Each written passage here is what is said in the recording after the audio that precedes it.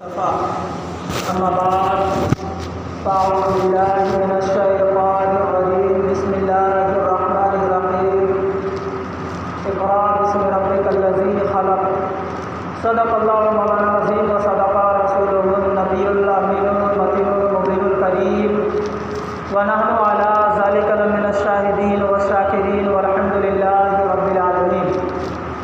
آئیے ایک بار آقا نامدار مدنی تاجدار گنبد خضرا میں آرام فرمانے والے آقا جناب محمد رسول اللہ صلی اللہ تعالیٰ علیہ وسلم کی بارگاہ بےکس پناہ بلند آواز سے پھر کر پڑھیں درود پاک۔ اللہم صلی علی سیدنا شفیعنا مولانا محمد بارک وسلم صلی اللہ علیہ صلاۃ و سلام علیک یا حبیبی یا سیدی یا رسول اللہ صلی اللہ تعالیٰ علیہ وسلم۔ عزیزان ملت اسلامیہ،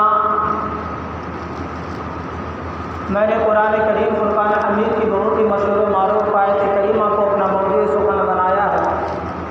اللہ تبارک و تعالیٰ قرآن مجید فرقان حمید میں ارشاد فرماتا ہے اقرأ باسم ربک الذی خلق، جس کا ترجمہ اور مفہوم یہ ہے کہ پڑھ اپنے رب کے نام سے جس نے تجھے پیدا کیا۔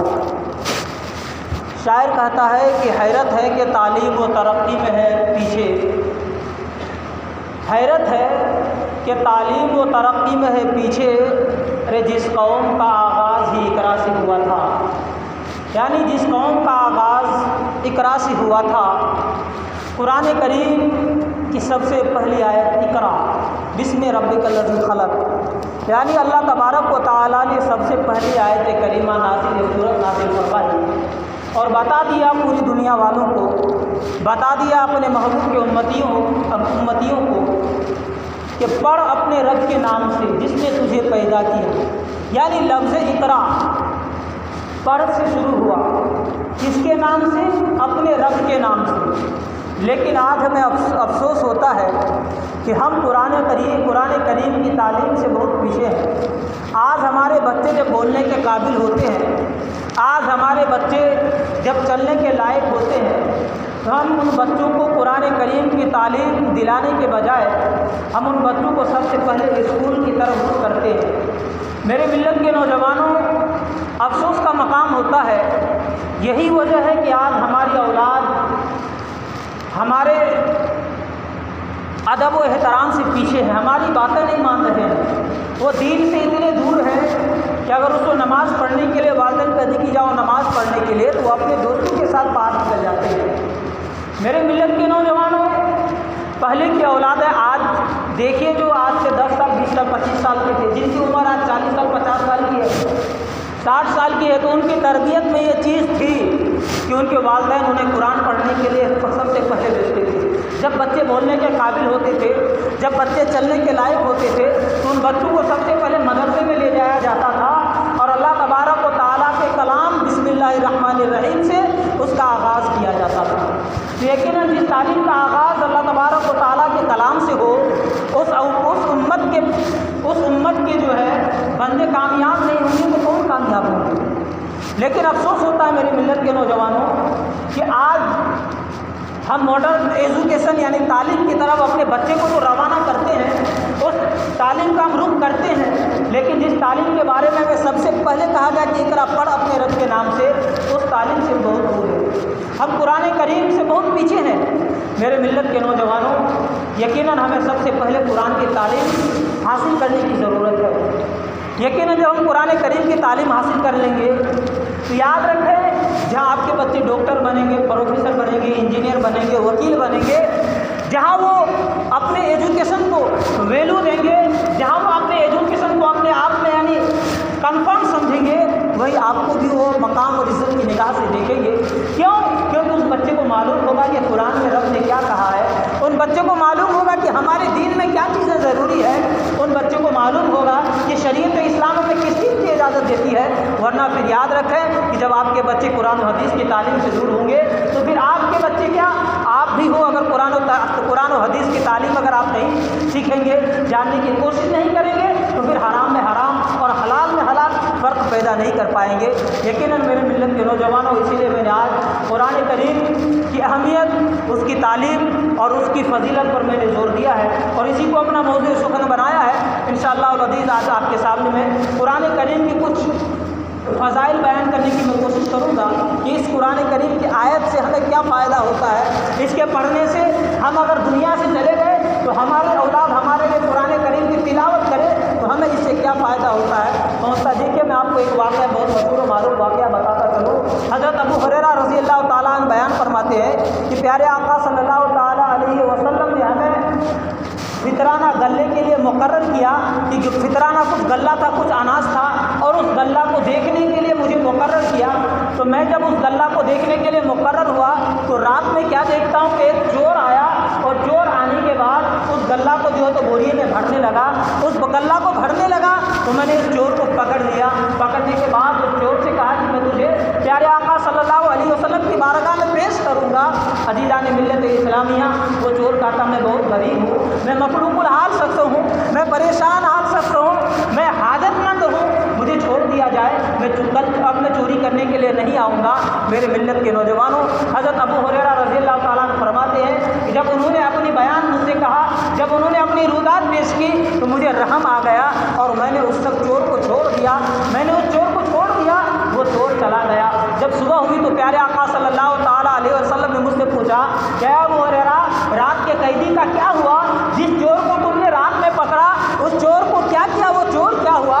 حضرت ابو ہریرہ رضی اللہ تعالیٰ عنہ جواب دیتے ہیں کہ یا رسول اللہ صلی اللہ تعالیٰ علیہ وسلم، اس چور کو میں نے پکڑا تھا، لیکن اس چور نے اپنی جو ہے تو غریبی بیان کی، اپنی حاجت بیان کی، میں نے اس چور کو چھوڑ دیا، وہ چور چلا گیا۔ پیارے آقا صلی اللہ علیہ وسلم ارشاد فرماتے ہیں کہ اے ابو ہریرہ وہ چور کل رات پھر آئے گا۔ اللہ اکبر میرے ملت کے نوجوانوں، حضرت ابو ہریرہ رضی اللہ تعالیٰ عنہ فرماتے ہیں کہ مجھے یقین ہو گیا، میرا ایمان اور عقیدہ تھا کہ پیارے آقا صلی اللہ تعالیٰ علیہ وسلم نے فرمایا کہ کل وہ چور ضرور آئے گا، تو یقیناً وہ چور کو آنا ہی ہے۔ جب رات کا وقت ہوا سناٹا چھا گیا، پھر وہ چور دوبارہ آیا، آنے کے بعد غلہ بھرنے لگا۔ جب وہ چور غلہ بھرنے لگا تو حضرت ابو ہریرہ رضی اللہ تعالیٰ نے پھر اس کو پکڑ لیا، اور پکڑنے کے بعد کہا کہ آج میں تجھے نہیں چھوڑوں گا، آج میں پیارے آقا صلی اللہ علیہ وسلم کی بارگاہ میں تجھے میں پیش کروں گا۔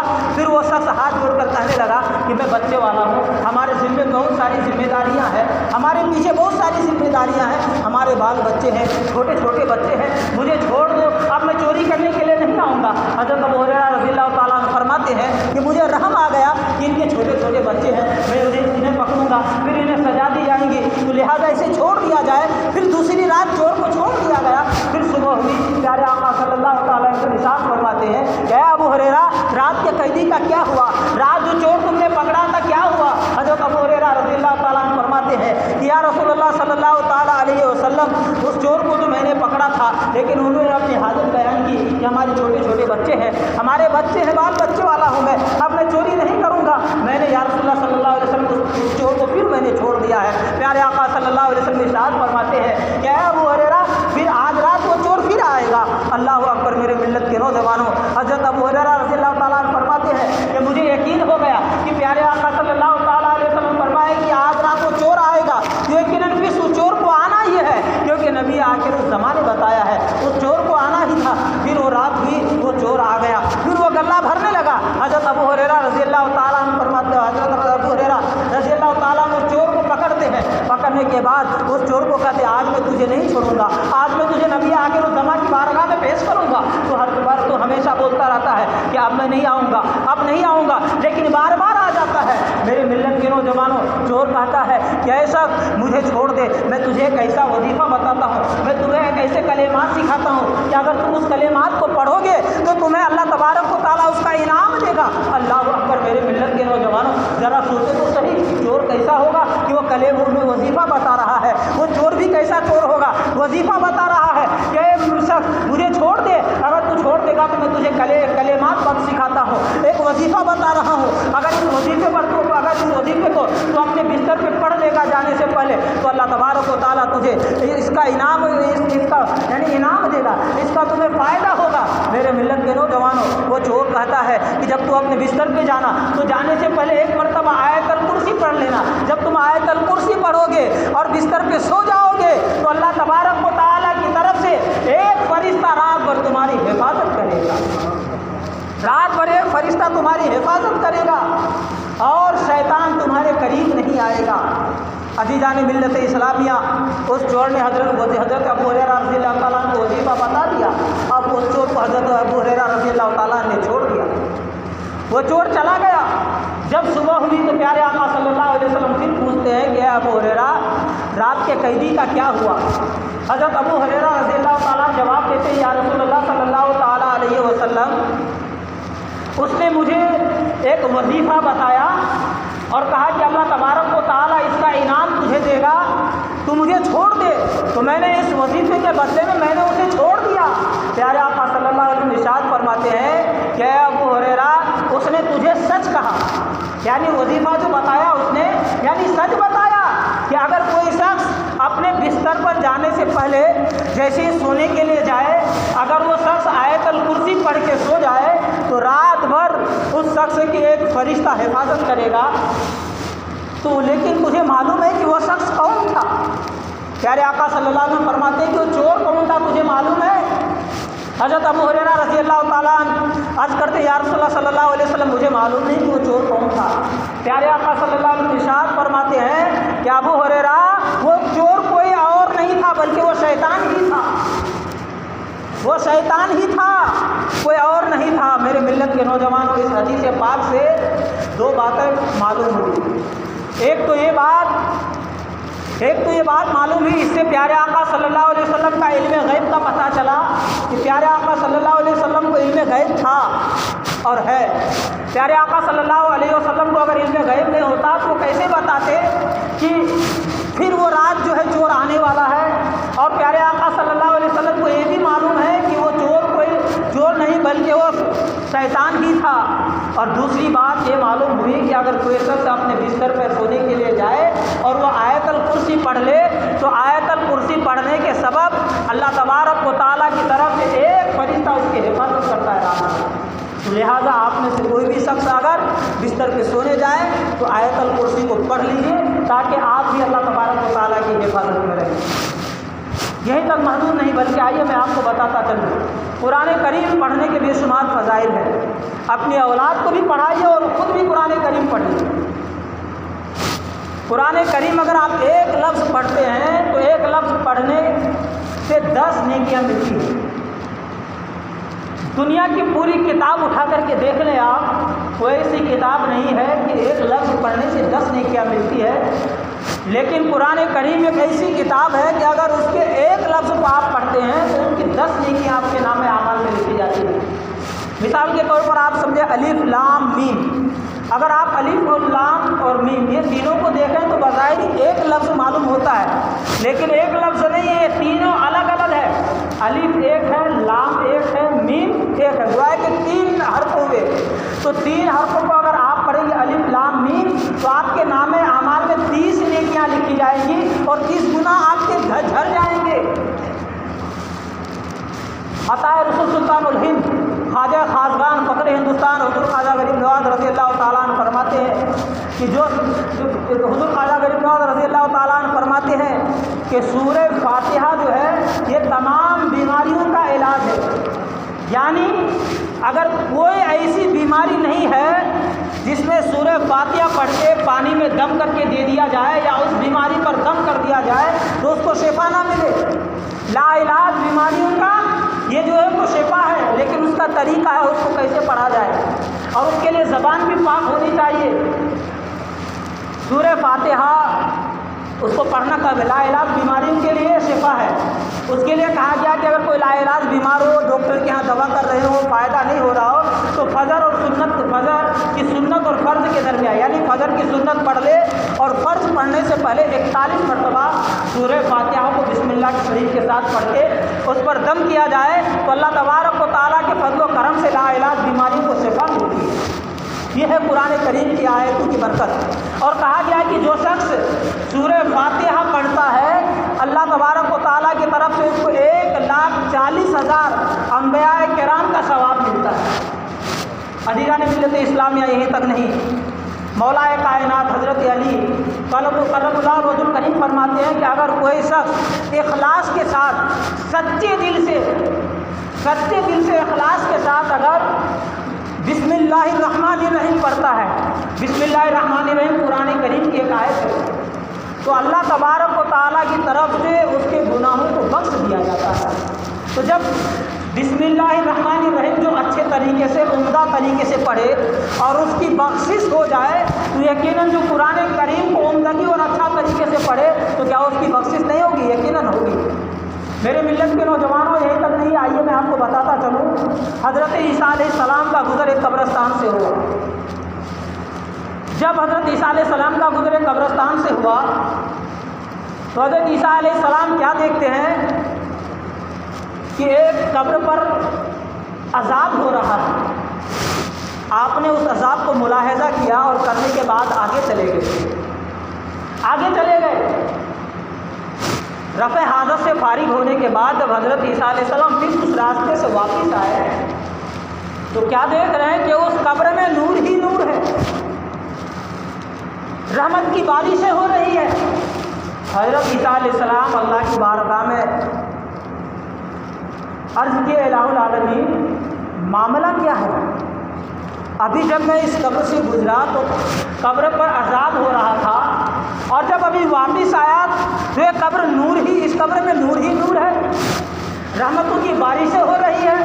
اے پاک پروردگار عالم آخر معاملہ کیا ہے؟ غیب کے پردے سے آواز آئی، اے عیسیٰ روح اللہ، جس قبر میں تم عذاب دیکھ رہے تھے جب وہ شخص مرا تھا تو وہ بہت بڑا گنہگار شخص تھا، بہت بڑا پاپی تھا،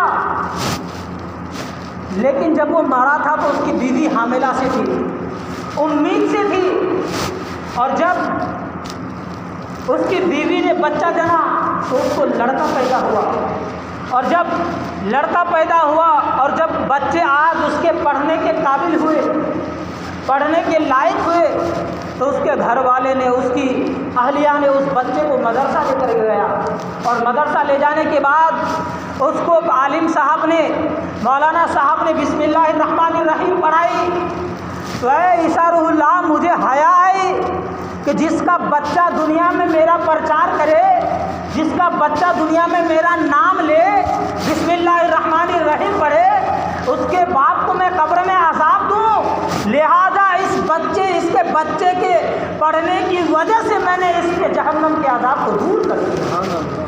میرے ملت کے نوجوانوں، پتہ کیا چلا؟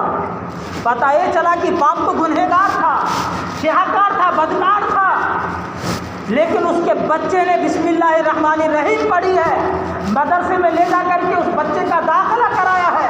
ابھی وہ بچہ عالم نہیں بنا ہے، ابھی وہ بچہ فاضل نہیں، مفتی نہیں بنا ہے، صرف بسم اللہ الرحمن الرحیم پڑھا ہے تو بسم اللہ الرحمن الرحیم کی برکت سے اس شخص کے قبر سے عذاب ہٹا دیا جاتا ہے۔ اسی لیے میرے ملت کے نوجوانوں، آپ اپنے بچے کی تعلیم اپنے بچے کو اچھی تعلیم دیجیے، اپنے بچے کو قرآن کی تعلیم دیجیے۔ یاد رکھیے کہ 1990 کی ٹائمز میں جو ہے ایک خبر چھپی تھی کہ 20-25 سال میں پوری دنیا پر اسلام کا غلبہ ہوگا، ہر شخص کی زبان پر قرآن کریم کی آیت ہوں گی۔ تو یہود و نصارہ کو فکر لاحق ہوئی کہ آخر یہ کیسے ہو سکتا ہے، تو ان لوگوں نے آپس میں مشورہ کیا، آپس میں ان لوگوں کی میٹنگ ہوئی کہ آخر کیسے مسلمان بچوں کو اس سے دور کیا جائے، کیسے قرآن کی تعلیم سے روکا جائے۔ تو میرے ملت کے نوجوانوں، جب مشورہ کیا تو بات سمجھ میں نہیں آئی تو ان لوگوں نے مشورہ کیا کہ پوپ کے پاس چلا جائے۔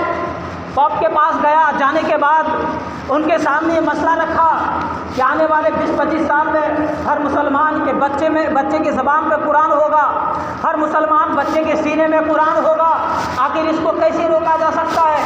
تو پوپ نے یہ جواب دیا، یہ بتاؤ کہ مسلمان بچے جو ہے اسکول میں تعلیم حاصل کر رہے ہیں کہ نہیں کر رہے ہیں؟ کہا کہ ہاں 90% بچے مسلمان کے اسکول کی تعلیم حاصل کر رہے ہیں، اور وہ بھی انگلش میڈیم سے حاصل کر رہے ہیں۔ تو وہ انہوں نے ایک فکرہ دیا، ایک جملہ دیا، کہا کان میں تیل ڈال کے سو جاؤ، فکر کرنے کی ضرورت نہیں ہے، یہ سارے بچے ہمارے ہی ہیں، کیونکہ جو بچے مدرسے کی تعلیم سے دور ہوگا، جو بچے قرآن کی تعلیم سے دور ہوگا، وہ ان بچوں کو دین کی طرف سے پھیرنا کوئی آسان بات نہیں ہے۔ جن بچوں کے زبان میں، جن بچوں کے ذہن میں اگر انگلش میڈیم ہوگا تو یقیناً وہ بچہ خود بخود دین سے دور ہو جائے گا۔ میرے ملت کے نوجوانوں، کہنے کا مقصد یہ ہے کہ اپنے بچے کو ڈاکٹر بنائیے، اپنے بچے کو انگلش کی تعلیم دیجیے، انجینئر بنائیے۔ آج ہر تعلیم کی ضرورت ہے، لیکن سب سے پہلے اپنے بچے کو آپ مسلمان بنائیے۔ جب آپ کے بچے مسلمان بن جائیں گے، جب آپ کے بچے کی زبان میں کلمہ ہوگا تو آپ کا بچہ جس میدان میں ہوگا فتح کا پرچم لہرائے گا، جہاں بھی ہوگا، جس جگہ بھی ہوگا۔ اور یاد رکھیں آنے والا دور بڑا بھیانک ہے، ان دوروں کا مقابلہ آپ نہیں کر سکتے، آپ میں طاقت نہیں، ہمت نہیں ہے۔ آنے والے دنوں میں میدان جنگ کا نقشہ ہوگا، اس پر قلم چلے گا، جن کے ہاتھ میں قلم ہوگا وہی میدان جنگ میں فتح کا پرچم لہرائے گا۔ اسی لیے ایک وقت بھوکا رہیے، لیکن اپنی اولاد کو تعلیم ضرور دیجیے، اور سب سے پہلے قرآن کی تعلیم دیجیے، جو آپ کو دنیا سے لے کر آخرت تک کام آنے والی تعلیم ہے، وہ ہے قرآن کریم۔ اسی لیے جو ہے آپ اپنے بچوں کو قرآن کی طرف، کو دین کی طرف راغب کیجیے، دنیا کی تعلیم کے ساتھ ساتھ دین کی بھی تعلیم دیجیے۔ دین کی تعلیم اگر آپ نہیں دیں گے تو جن بچوں سے آج آپ امید لگائے بیٹھے ہیں کہ ہمارے بڑھاپے کا سہارا بنے گا، وہ بچہ بڑھاپے کا سہارا نہیں بنے گا، بلکہ بڑھاپے پہ لات مار کے بھاگ جائے گا۔ اگر آپ کے بچے قرآن و حدیث کی تعلیم آپ کے بچوں کے سینے میں ہوگا تو بچے ضرور آپ کے ادب و احترام کریں گے اور بڑھاپے کا سہارا بنے گا۔ اور یاد رکھیے چمن شاہ ولی سرکار رحمۃ اللہ علیہ کے نام سے جو مدرسہ چلتا ہے، سنیچر سے مدرسہ یعنی کل سے شروع ہو رہا ہے، اپنے بچوں کو آپ مدرسہ پڑھنے کے لیے بھیجیے۔ بڑی خوش نصیبی کی بات ہے کہ میں نے اب تک جو ہے 20 سے 25 بچوں کو قرآن مکمل کرایا، اور ابھی 10 سے 15 بچے الحمدللہ قرآن کی تعلیم حاصل کر رہے ہیں۔ کچھ بچے اما پارا پڑھ رہے ہیں، کچھ بچے نورانی قاعدہ پڑھ رہے ہیں، غالباً 70 سے 80 بچے پڑھ رہے ہیں۔ 70 سے 80 بچوں میں سے 20 سے 25 بچے قرآن پڑھ کے فارغ ہو چکے ہیں، 10 سے 15 بچے پڑھ رہے ہیں، اور 60 سے 70 بچے ایسے ہیں جن کو پہلا، دوسرا، تیسرا ایمان مجمل، ایمان مفصل یعنی 5 کلمے مکمل یاد ہے، اور کچھ بچے ایسے بھی ہیں جن کو اذان کے بعد کی دعا یاد ہے، جس کو جو نماز پڑھانے کا طریقہ مکمل معلوم ہے۔ کچھ بچے ایسے ہیں جو تراویح پڑھا سکتے ہیں، نماز پڑھا سکتے ہیں، جنازے کی نماز پڑھا سکتے ہیں، جنازے کی دعا معلوم ہے بچوں کو کہ بچے کے لیے، نابالغ بچہ ہے تو ان کے لیے کون سی دعا پڑھنی چاہیے، اور بچہ اگر بالغ بچہ ہے تو ان کے لیے جنازے میں کون سی دعا پڑھی جائے۔ اور ایک دعا خاص یاد رکھیں، جو قبر میں میت کو اتارا جاتا ہے، یہ وہ اکثر لوگوں کو نہیں معلوم ہے کہ کون سی دعا پڑھ کے قبر میں میت کو اتارا جاتا ہے، وہ بھی دعا پر کچھ بچے ایسے ہیں کہ ان بچوں کو یہ دعا بھی یاد ہے۔ لیکن یاد رہے کہ آپ کے بچے جب کنٹینیو رہیں گے مدرسے میں تو بچے آپ کے مکمل تعلیم حاصل کریں گے۔ کہیں بھی آپ دیکھیں آپ کے بچے اسکول نہیں جاتا ہے تو آپ کو فکر لاحق ہوتی ہے کہ ہمارے بچے آج جو ہے ایک سبق پیچھے رہ گئے، ہمارے بچے جو ہے تو ایک سبق آج پیچھے رہ گئے، لیکن مدرسہ نہ آیا تو کوئی فکر نہیں، وہ بچے آج بھی پیچھے ہیں۔ یہاں بھی بچے آتے ہیں جو بچے روزانہ نہیں آتے، ہفتے میں ایک دن آئے یا 10 دن آئے، 15 دن غائب ہو گئے، تو بچے آج بھی چاہے 1 سال 2 سال کیوں نہ ہو جائے، وہ بچے آج بھی ہم اما پارا ہی میں، نورانی قاعدہ ہی میں، لیکن جو کنٹینیو آتے ہیں، جو ہمیشہ آتے ہیں، بلا ناغہ مدرسہ آتے ہیں، وہ بچے کامیاب ہیں۔ تو لہٰذا اپنے بچوں کو آپ تاکید کے ساتھ کل سے مدرسہ روانہ کیجیے، مدرسہ کے لیے بھیجیے، اور جن کو اگر اپنے بچوں کا ایڈمیشن کرانا ہو نئے بچوں کا تو آپ بھی اپنے بچوں کو لے کر کے آئیے، اور بچوں کا ابھی ایڈمیشن شروع ہے انشاءاللہ علیہ، بچوں کا جو ہے تو نام لکھ لیا جائے گا۔ مدرسے کا ٹائم ہے صبح 7:30 بجے، اور شام کا ٹائم ہے مغرب کی نماز کے بعد فوراً۔ اللہ تبارک و تعالیٰ کی بارگاہ میں دعا کروں کہ ہمارے بیان کرنے میں یا آپ کے سننے میں کسی بھی طرح کی کوئی خامی غلطی سے ہو گئی تو میں اسے توبہ کرتا ہوں۔ استغفر اللہ ربی من کل ذنب و اتوب الیہ وما علینا الا البلاغ۔ ایک مرتبہ بلند آواز سے پڑھ لیجیے لا الہ الا اللہ محمد رسول اللہ صلی اللہ تعالیٰ علیہ وسلم۔ جو حضرات سنت ادا نہیں کو سنت ادا کر لیجیے۔